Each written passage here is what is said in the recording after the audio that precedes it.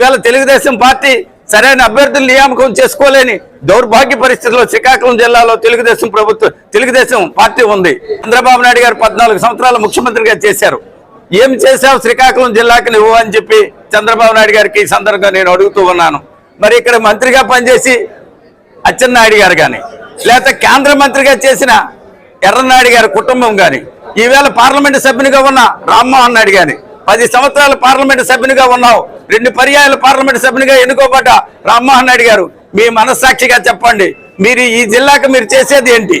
మీరు కానీ చంద్రబాబు నాయుడు గారి ఇప్పుడు కూడా ప్రసంగాలు ఇస్తూ ఈ ప్రాంతాల్లో ఎన్నికల ప్రచారం నిర్వహిస్తూ ఇది వలసల జిల్లా, వెనుకబడిన జిల్లా అని మరి ఇప్పుడు చెప్తున్నారు. నిరుద్యోగ సమస్య నిర్మూలన చేస్తామని చెప్తున్నారు.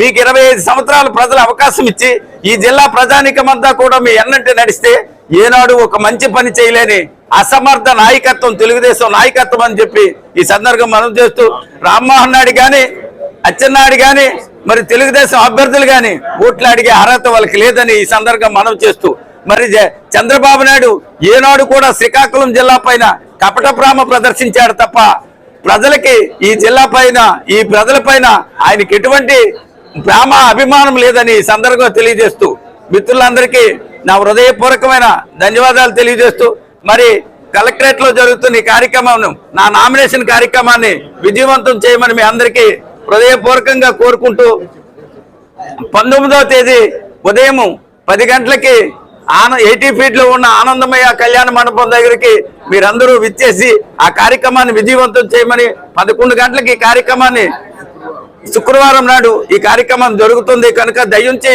పెద్ద ఎత్తున మీరు హాజరవ్వాలని మీ అందరికీ కోరుకుంటూ మీ దగ్గర సెలవు తీసుకుంటాం. Thank you.